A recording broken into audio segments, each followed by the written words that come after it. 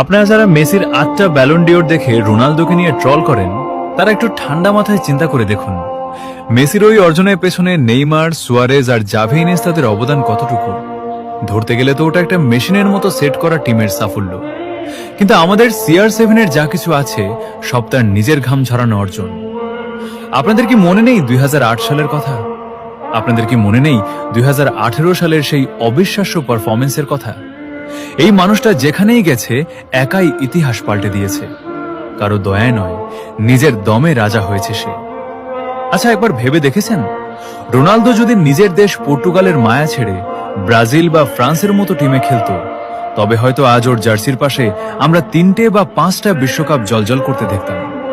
কিন্তু এই মানুষটা নিজের দেশকে মন থেকে ভালোবাসে, তাই শত প্রতিকূলতার মাঝেও আজীবন নিজের দেশের পতাকাকে আগলে লড়াই করে গেছে। মনে রাখবেন, ট্রফি গুনে খেলোয়াড় চেনা যায় না, কলিজা দেখে রাজা চেনা যায়। He is the only king